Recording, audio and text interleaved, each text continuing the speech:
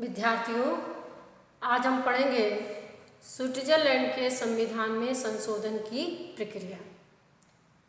देखिए, स्विट्जरलैंड की विशेषताओं में हमने पढ़ा था कि स्विट्जरलैंड में कठोर संविधान को अपनाया गया है, अर्थात वहाँ पर संविधान संशोधन के लिए सामान्य कानून निर्माण की प्रक्रिया से भिन्न प्रक्रिया को अपनाया गया है और इस प्रकार से स्विट्जरलैंड अन्य संविधानों की तुलना में अपेक्षाकृत कठोर संविधान है। अब हम संविधान संशोधन की क्या प्रक्रिया है, तो वहाँ पर संविधान संशोधन जो है वो दो प्रकार से होता है। एक तो संविधान में पूर्ण संशोधन और दूसरा तरीका है संविधान में आंशिक संशोधन। इन दोनों प्रकार के संशोधन की जो प्रक्रिया है उसमें अंतर है। संविधान संशोधन की जो प्रक्रिया है उसके दो चरण हैं। पहला है संविधान संशोधन की प्रस्तावना और दूसरा है संविधान संशोधन की पुष्टिकरण। इस प्रकार से दो चरणों में संविधान संशोधन की प्रक्रिया समाप्त होती है। संविधान में संशोधन की प्रक्रिया वहाँ पर संविधान के अनुच्छेद 192 से 195 तक इस प्रक्रिया का उल्लेख किया गया है। वहाँ पर संविधान संशोधन के संबंध में लोक निर्णय या जनमत संग्रह की व्यवस्था को भी अपनाया गया है। साथ ही साथ वहाँ जनता की पहल पर अर्थात आरंभक के द्वारा भी आरंभक की व्यवस्था को भी अपनाया गया है। और इस संबंध में लोक निर्णय और आरंभक को किस तरीके से अपनाया जाएगा इसका उल्लेख भी जो है वहाँ पर हम कह सकते हैं कि संविधान के अनुच्छेद 138 से 142 तक में जो है इस प्रक्रिया के बारे में उल्लेख किया गया है। अब हम सबसे पहले पढ़ेंगे संविधान में पूर्ण संशोधन किस प्रकार से किया जाता है। देखिए, संविधान में पूर्ण संशोधन का प्रस्ताव सबसे पहले लाया जाता है। प्रस्ताव 3 तरीके से लाया जाता है। सबसे पहले तो 1 लाख स्विस मतदाता संविधान में संशोधन का प्रस्ताव ला सकते हैं। दूसरा, संघीय संसद अर्थात वहाँ की जो संसद है उसके किसी एक सदन के द्वारा संविधान में संशोधन का प्रस्ताव लाया जा सकता है और संघीय सरकार के किसी आदेश के द्वारा भी संविधान में संशोधन प्रस्ताव लाया जा सकता है। इस प्रकार से इन 3 तरीकों से संविधान में संशोधन का प्रस्ताव प्रस्तुत किया जाता है। अब ये संविधान में संशोधन का प्रस्ताव 2 परिस्थितियों में लोक निर्णय या जनमत संग्रह के लिए जनता के पास भेजा जाता है। पहली परिस्थिति तो यह है कि यदि संघीय संसद के किसी सदन के द्वारा प्रस्ताव लाया जाता है या संघीय सरकार के द्वारा प्रस्ताव लाया जाता है और उसके संबंध में संसद के दोनों सदनों में मतभेद की स्थिति है, तो फिर उस प्रस्ताव को लोक निर्णय के लिए जनता के सम्मुख भेज दिया जाता है।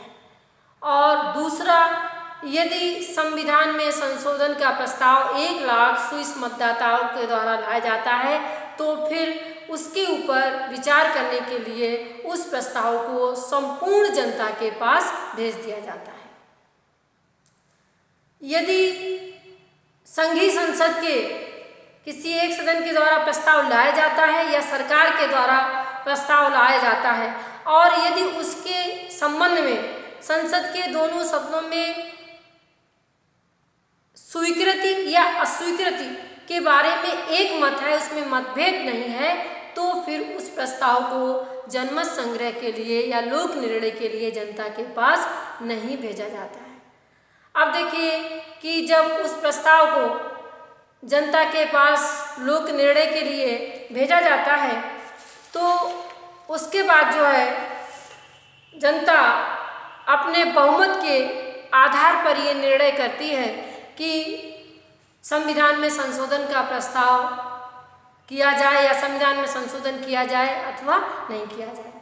यदि जनता बहुमत के आधार पर यह निर्णय ले लेती है कि संविधान में संशोधन का प्रस्ताव किया जाए या बहुमत के आधार पर उस संविधान संशोधन प्रस्ताव को स्वीकार कर लेती है, तो ऐसी स्थिति में वहाँ पर संसद के दोनों सदनों के नवीन निर्वाचन कराए जाते हैं और जो नई व्यवस्थापिका गठित होती है वह फिर संविधान में संशोधन से संबंधित समस्त कार्य को पूर्ण करती है। इस प्रकार से वहाँ पर संविधान में पूर्ण संशोधन की प्रस्तावना का कार्य पूर्ण होता है। अब हम पढ़ें कि संविधान में आंशिक संशोधन का प्रस्ताव किस प्रकार से लाया जाता है। देखिए, संविधान में आंशिक संशोधन का मतलब है कि संविधान की कोई एक या कुछ विशेष जो धाराएं हैं उनमें संशोधन या परिवर्तन किया जाए। ये संविधान में संशोधन का प्रस्ताव भी 3 प्रकार से लाया जाता है। वही पहले की तरीके से कि या तो 1 लाख स्विस मतदाताओं के द्वारा आंशिक संशोधन का प्रस्ताव लाया जा सकता है या फिर संघीय संसद के किसी एक सदन के द्वारा संविधान में संशोधन का प्रस्ताव लाया जा सकता है या फिर संघीय सरकार के आदेश के द्वारा संविधान में संशोधन का प्रस्ताव लाया जा सकता है। यदि संघीय संसद के किसी एक सदन के द्वारा प्रस्ताव लाया जाता है और या संघीय सरकार के द्वारा संशोधन का प्रस्ताव लाया गया है और उसके संबंध में संसद के दोनों सदनों में मतभेद की स्थिति है, तो फिर उस प्रस्ताव को लोक निर्णय के लिए जनता के पास भेज दिया जाता है, जनमत संग्रह के लिए उसे जनता के पास भेज दिया जाता है। अब यदि 1 लाख स्विस मतदाताओं के द्वारा आंशिक संशोधन का प्रस्ताव लाया जाता है तो वह 2 रूपों में लाया जाता है। पहला है सविन्यासित आरंभक, यानी जनता के द्वारा जब संविधान में संशोधन का प्रस्ताव लाया जाता है तो उसे क्या कहते हैं, आरंभक कहा जाता है। अब ये 2 रूपों में जनता के द्वारा संविधान में संशोधन का प्रस्ताव लाया जाता है। पहला है सविन्यासित आरंभक। सविन्यासित आरंभक का मतलब यह है कि जनता जब संविधान में संशोधन का प्रस्ताव प्रस्तुत करती है तो वो जो संशोधन से संबंधित जो विधेयक है उसका पूरा प्रारूप तैयार करके संसद के समक्ष प्रस्तुत किया, यानी संविधान संशोधन विधेयक का पूरा प्रारूप या खाका भी स्वयं तैयार करके संसद के समक्ष प्रस्तुत करती है। और दूसरा तरीका है अविन्यासित आरंभक। अविन्यासित आरंभक का मतलब होता है कि जनता जो है वो संविधान की विशेष धाराओं में या कुछ धाराओं में संशोधन की इच्छा व्यक्त कर देती है और उनके संबंध में जो संशोधन से संबंधित प्रस्ताव है उसका प्रारूप तैयार करने का कार्य, हम कह सकते हैं कि संविधान संशोधन विधेयक का प्रारूप या खाका तैयार करने का कार्य संसद के पास सौंप देती है, संसद को सौंप देती है। संविधान के अनुच्छेद 139 में ये उल्लेख है कि यदि जनता के द्वारा कोई ऐसा संविधान संशोधन विधेयक लाया जाता है जिसके द्वारा देश की एकता को खतरा है या जो अंतर्राष्ट्रीय कानून है उनका सम्मान नहीं हो रहा है, उनके विरुद्ध है, तो संसद जो है उस प्रस्ताव को अस्वीकार पूर्ण रूप से या आंशिक रूप से, जहाँ तक वो इनके विरुद्ध है, उसको अस्वीकार कर सकती है। अब देखिए कि यदि जनता के द्वारा सविन्यासित आरंभक के रूप में संविधान संशोधन का प्रस्ताव संसद के समक्ष प्रस्तुत किया जाता है तो संसद जो है उसे लोक निर्णय के लिए जनता के समक्ष भेज देती है और उसके साथ वह यानी संसद जो है अपनी स्वीकृत या अस्वीकृत की भी सिफारिश करती है कि उसे स्वीकार है या अस्वीकार है। यदि संसद सविन्यासित आरंभक से असहमति रखती है, यानी वो उस आरंभक सविन्यासित आरंभक प्रस्ताव से सहमत नहीं है, तो फिर वो जो है एक वैकल्पिक प्रस्ताव भी जनता के समक्ष भेज देती है। यानी मूल जो आरंभक था, जो मूल प्रस्ताव था, उसके साथ साथ वह अपना एक वैकल्पिक प्रस्ताव भी जो है जनता के समक्ष भेज देती है कि संशोधन का प्रारूप क्या होना चाहिए। तो वो अपनी तरफ से एक वैकल्पिक प्रारूप तैयार करके जनता के समक्ष भेज देती है और जनता और कैंटनों जनता के समक्ष और कैंटों के समक्ष जो है उसको भेज देती है संसद। अब कैंटन और जनता जो है उन दोनों में से किसी एक प्रस्ताव को स्वीकार करते हैं और जब वो स्वीकार कर लेते हैं तो फिर उसके आधार पर संसद जो है वो संविधान संशोधन का कार्य करती है। लेकिन मान लीजिए कि उन दो प्रस्तावों में किसी एक प्रस्ताव को जनता का बहुमत मिल जाता है और एक प्रस्ताव को कैंटन का बहुमत, कैंटन का मतलब राज्य, जो स्विट्जरलैंड के राज्य हैं उनका बहुमत मिल जाता है। तो ऐसी स्थिति में फिर उस संविधान संशोधन प्रस्ताव को रद्द माना जाता है या समाप्त माना जाता है। अब दूसरा तरीका है या दूसरा संविधान संशोधन का प्रस्ताव आता है अविन्यासित आरंभक के रूप में। अविन्यासित आरंभक के रूप में संविधान संशोधन का प्रस्ताव जब संसद के समक्ष आता है तो उस प्रस्ताव के जो सामान्य सुझाव होते हैं उनको ध्यान में रखते हुए वो स्वयं संविधान संशोधन विधेयक का प्रारूप तैयार करती है और फिर उस प्रारूप को जनता के समक्ष और कैंटन के समक्ष जो है लोक निर्णय के लिए भेज देती है या जनमत संग्रह के लिए भेज देती है। अगर मान लीजिए संसद जो है अविन्यासित आरंभक से सहमत नहीं है तो वो उस प्रस्ताव के में ये भी साथ जोड़ देती है कि इस विधेयक के संबंध में आगे क्या किया जाए या इस प्रस्ताव के संबंध में आगे क्या किया जाए, इसे आगे बढ़ाना है या नहीं बढ़ाना है। तो जनता उसके संबंध में जो भी निर्णय देती है, कैंटन और जनता दोनों उसके संबंध में जो भी निर्णय देते हैं उसके अनुसार संसद काम करती है। यदि वो उस जनता का बहुमत और कैंटनों का बहुमत जो है वो उस प्रस्ताव को स्वीकार कर लेती है तो फिर संसद जो है सामान्य सुझाव जो कि उस प्रस्ताव में जनता के द्वारा प्रस्तुत किए गए थे उन प्रस्तावों के आधार पर संसद जो है एक विधेयक का खाका तैयार करती है और उसके अनुसार जो है संविधान संशोधन के कार्य को आगे बढ़ाती है। अब संविधान, ये तो हो गया संविधान संशोधन की प्रक्रिया का पहला चरण खत्म हुआ, समाप्त हुआ, जो कि था संविधान संशोधन की प्रस्तावना से संबंधित चरण। अब आता है संविधान संशोधन के पुष्टिकरण का चरण या संविधान संशोधन का दूसरा चरण पुष्टिकरण। अब देखिए, चाहे वो पूर्ण संविधान में संशोधन का प्रस्ताव हो और चाहे वो संविधान में आंशिक संशोधन का प्रस्ताव हो, पुष्टिकरण की दोनों के लिए एक ही प्रक्रिया संविधान में अपनाई गई है, संविधान के द्वारा बताई गई है।